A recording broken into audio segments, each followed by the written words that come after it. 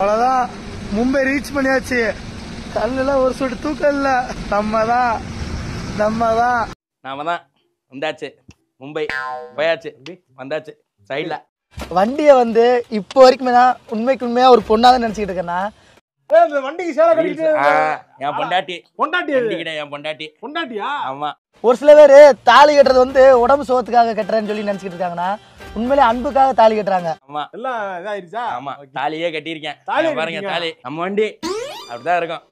உங்க சொந்த வண்டி தானே? இல்ல கம்பெனி வண்டி தானே. 30,000 ரூபாய் மாசம், டெய்லி 200 ரூபாய் சாப்பாடுக்கு. வண்டிக்கு டெக்கரேஷன் அது ஓனர் தான் பாக்கணும்.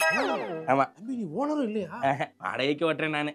அடி மேல அடி விழுகுது வண்டிக்கு, பாவம். நிறைய கண்ணு வைக்கிறாங்க வண்டிய.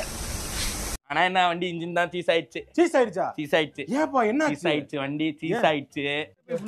இல்ல பூரா அந்த சேலை கட்டந்தா கட்டனா ஃபுல்லா சாரி தான். ஃபுல்லா சேலை ஃபுல்லா கட்டறேன்னா சேலை. ஐயோ, வண்டிக்கு சேலை கட்டிய போல உடம்ப பண்ணா போல.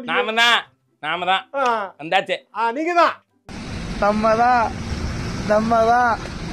நீங்க தான். நாம தான். ஐயோ, எனக்கு ஒட்டிக்கிச்சு.